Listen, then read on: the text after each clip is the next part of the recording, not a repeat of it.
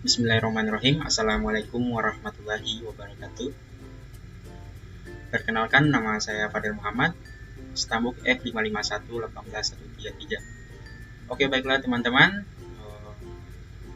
Jadi pada vlog kali ini saya akan menjelaskan atau memaparkan materi tentang sistem informasi geografis.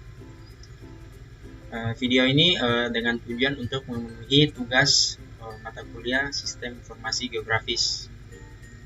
Jadi pada video kali ini kita akan mempelajari Sistem Informasi Geografis. Yang pertama ada apa itu Sistem Informasi Geografis. Kemudian yang kedua kegunaan. Kemudian yang ketiga ada komponen-komponen dari Sistem Informasi Geografis. Yang keempat ada data sistem informasi geografis. Yang kelima sumber data dari sistem informasi geografis itu sendiri. Yang selanjutnya konsep dasar kerja sistem informasi geografis. Kemudian yang selanjutnya tahapan proses sistem informasi geografis. Yang terakhir ada aplikasi apa saja yang menggunakan sistem informasi geografis itu. Oke, tanpa berlama-lama, kita masuk ke pembahasan yang pertama. Apa itu sistem informasi geografis? Jadi, sistem informasi geografi adalah suatu perangkat untuk melakukan koleksi, menyimpan, mengelola, menganalisis, dan menyajikan data spasial yang bergeoreferensi dengan berbasis teknologi komputer. Teknologi komputer yang mampu untuk memasukkan, menyusun, memanipulasi, dan menganalisis data, serta menampilkan sebagai suatu sistem informasi. Itu adalah pengertian dari sistem informasi geografis. Kemudian kita masuk ke kegunaan. Apa saja sih kegunaan dari sistem informasi geografis?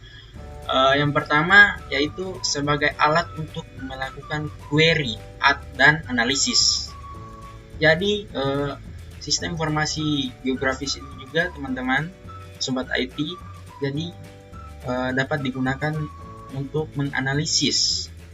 Kemudian yang kedua, membuat keputusan yang akurat. Jadi dapat menentukan suatu keputusan itu akurat sesuai dengan data atau fakta. Kemudian yang terakhir yaitu memproduksi peta. Seperti yang kita ketahui bersama, seperti contohnya peta-peta yang sering kita lihat. Kemudian yang selanjutnya, komponen sistem informasi geografis. Jadi komponen utama dari sistem informasi geografis yang pertama adalah sumber daya manusia atau orang yang membuatnya. Kemudian yang kedua sistem komputer atau hardware maupun software. Yang ketiga data. Ini yang sangat penting dalam komponen sistem informasi geografis, yaitu dengan data untuk seperti slide sebelumnya, yaitu untuk membuat keputusan yang akurat. Jadi dibutuhkan juga data yang sangat akurat, yang sesuai dengan data sebenarnya. Yang kemudian metodologi atau prosedur. Di sini juga prosedur juga sangat penting. Jadi semua ini memiliki fungsinya masing-masing.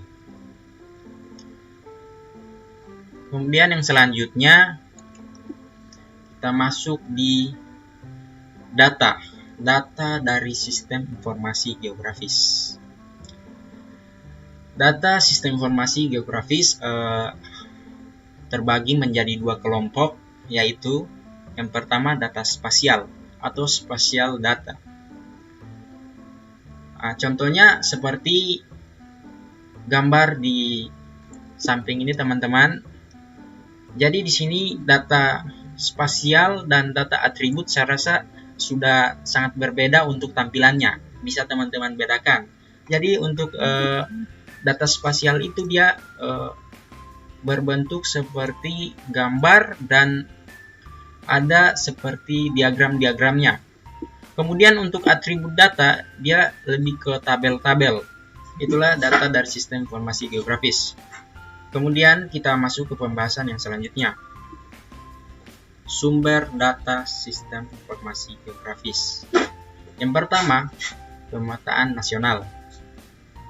Kemudian ada yang kedua yaitu melalui satelit. Kemudian yang ketiga yaitu melalui fotogrametri. Dan selanjutnya melalui GPS. Seperti yang kita ketahui bersama ada di handphone ataupun smartphone lainnya terdapat GPS untuk mengetahui sumber data, lokasi. Seperti itu teman-teman. Kemudian yang terakhir yaitu terrestris. Ini adalah sumber data yang diambil dan dikumpulkan agar suatu hasil dari sistem informasi geografis itu menjadi lebih akurat dengan data-data ini teman-teman. Tanpa data, sistem informasi geografis tidak akan dapat mengelola atau menghasilkan. Kemudian kita masuk ke pembahasan yang selanjutnya yaitu masih dari sumber data, yaitu organisasi penyedia dan pemakai data. Seperti contohnya gambar di samping teman-teman.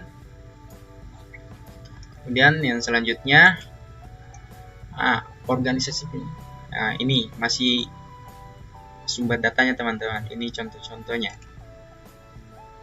Kemudian kita masuk ke format data sistem informasi geografis. Model, vektor, dan raster. Sistem informasi geografis bekerja dua format data, yaitu model vektor dan model raster. Model vektor dia seperti ini teman-teman, dan model raster dia seperti ini. Jadi sangat berbeda.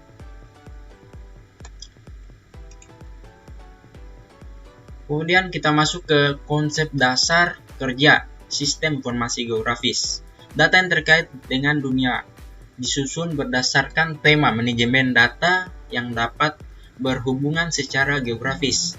Dengan manajemen data tersebut menghasilkan dapat menyajikan informasi secara cepat dan akurat.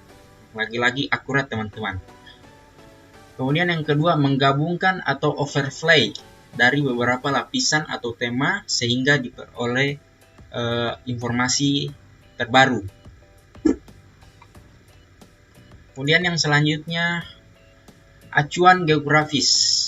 Jadi acuannya secara implisit seperti lintang dan bujur atau koordinat grid peta.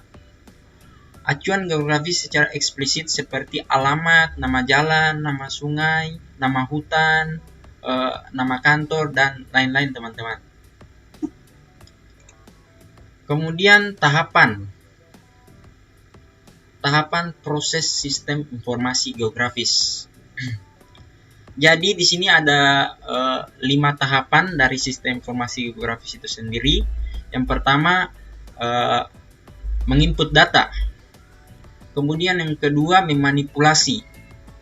Kemudian yang ketiga yaitu memanajemen. Kemudian yang ketiga query dan analisis. Kemudian yang kelima yaitu visualisasi.